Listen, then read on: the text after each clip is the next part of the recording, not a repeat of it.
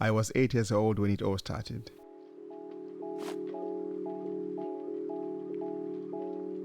I was in school playing the role of a storekeeper in a classroom sketch. My classmate Walter, playing the customer, handed me a couple of bottle tops, which we were using as pretend money. I don't remember this, but I was told I turned to my teacher, Miss Gororo, and said, "But Miss, Zivaresh as now kwana." And everyone laughed. Of course they laughed. The sketch was in English, and I'd said the wrong line in Shona. It didn't really matter how many bottle tops there were. Like I said, it was pretend money. I remember waking up at home with a really bad headache and very confused at how I got there and what day it was. Oh, makafi noraya mwanangu. Masi. Muri bwanji? Tiri bwino, muri bwanji no. Tiri bwino kaini.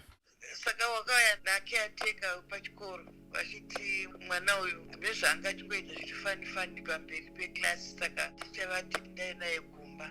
Vada kubvunza kuti wanga uchiita sei? Ukati ndanga ndichinzwa vachiti urayai mavoice. It was a mystery that would reoccur every few months over the next few years. By then I knew when it was coming. I would sense a strong scent, hear voices arguing, my vision would get fuzzy, and then blankness. The blankness remained just that. I have never known what I did or what happened after going blank, and no one ever gave me a satisfactory explanation.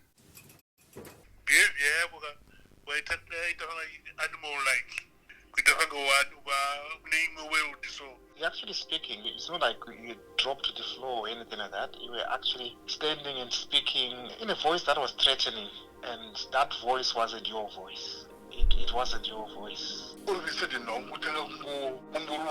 you were not talking, but my son, I go with a worry.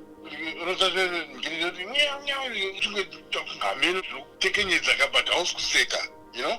You were lying on the ground, but I couldn't see you because all these grown-ups were around you. I can't remember if your eyes were closed or if they were half open, or if this is me imagining what you must have looked like, but I know there was like foam on the corner of your mouth. It is heartening to hear my family describe their experiences. At that time, all I knew was waking up at home, tired, with a headache and confused. You were speaking as if you were someone else. And that was scary. Scary as shit. Now, tell people you hear voices, they're going to think you've lost it.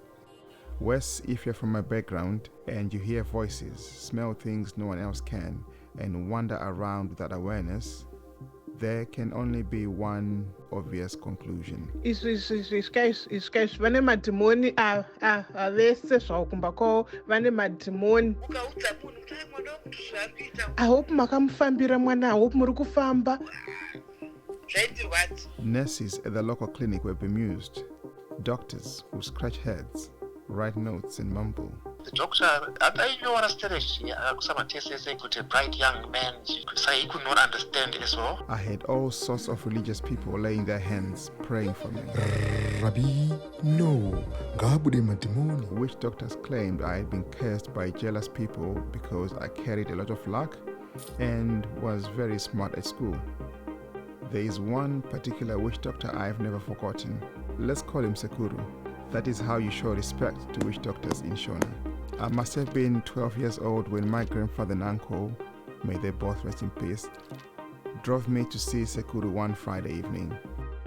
This Sekuru was supposed to be one of the very best in the business and was expected to get rid of all my curses. Sekuru had an amazing trick. Okay, I really shouldn't call it a trick because it was wizardry stuff. Sekuru had an amazing trick. In his incense-filled room, he would swing a pendant over my head while sniffing all over me. He would then briefly collapse, only to get up and start speaking in a completely different voice. I am talking several male and female voices, all telling me why they hated and cursed me. Makadzima TV tichiona wrestling. Haiwawo, zvipi apo? Mwana wewe unondisvotsa. ndingone jeraso wangoitawo target nasi ndizvozvo. It was amazing. Well, I say amazing now, but at the time I was shitting myself. These were the voices of my haters. Sekuru's powers had him take over their personas. My role in this room full of adults was to then identify whose voice it was. Identification of the voice meant the owner of the curse would know they had been found out, and the bad spirits would wither away. I was shouting names. My grandfather and uncle chipped in with suggestions. Neighbors, friends, classmates mothers, people from church, teachers, neighbors, classmates, anybody, friends, neighbors, classmates. On one occasion, Sekuru chased me around the room while shouting at me in a woman's voice. Namwari, hapana chaunobata chinobudirira. Urikuzvinzwa, hapana chaunobata. I was crying. The grown-ups were shouting at me for not recognizing the voice. They themselves were holding back Sekuru in his trance to stop these evil Sashafias from attacking me. That woman was difficult to identify. Who knows what name I shouted for Sekuru to stop chasing me and collapse.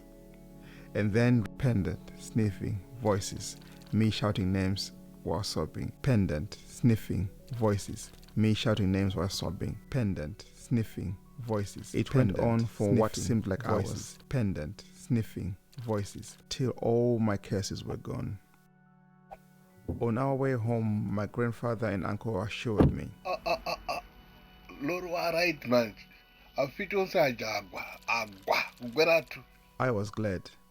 Who wouldn't be? Now I am a normal kid, just like my friends. A few months later, yeah, I wasn't fixed.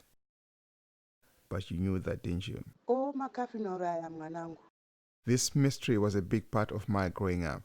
There were so many stories.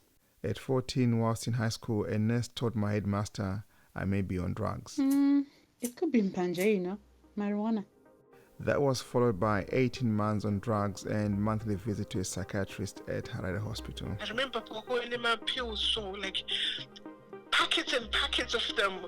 I remember those little white plastic pockets. Those psychiatry visits were a very low moment of my teenage years. Sitting in the waiting room, I felt I wasn't supposed to be there with all these mad people, but I had to, so I wouldn't get chucked out of boarding school. I wanted to show the doctor I wasn't mad, I shouldn't be here. The rest of my time in high school, I wasn't as outgoing as I could have been. My friends were cool, but I had a feeling my issues scared a lot of people. It's a set face. But couldn't be one set face, so when I felt great about it. My first job was at a pharmaceutical company, and my manager wanted me to join his religious sect and get healed. My drugs. My drugs are battery fun. Trust me, I know this. I'm a pharmacist. Yes, he really was a pharmacist, and he explained the job was just a means of earning money. A girlfriend once asked, "What if it happens during sex, Lori?" Valid question. I'll be so scared. I wouldn't know what to do. I was about 23 when a doctor eventually diagnosed I had some type of epilepsy. No, young man. This is definitely epilepsy. You know, the voices and the smells are called an aura, and an aura is a feeling. So, all along, I had an illness that can be managed at a village clinic. It scared me. It scared me so much. It affected you a lot. It did affect us a lot as well. In Samai, there was epilepsy.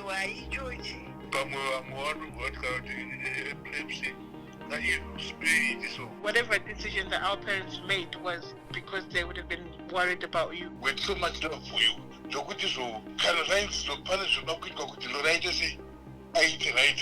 would participate. What we saw you doing in that episode, obviously the belief system, it's very easy for us to look at that and say Chivanu. But the thing is, it got us closer.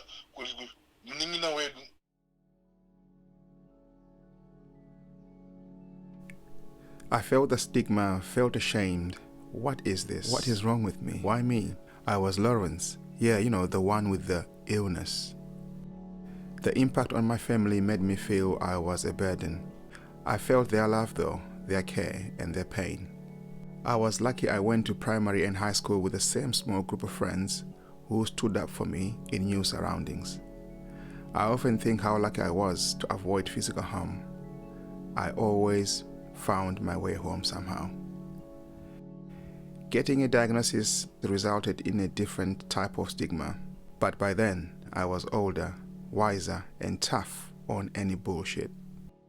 And yeah, I have not had a seizure for 19 years.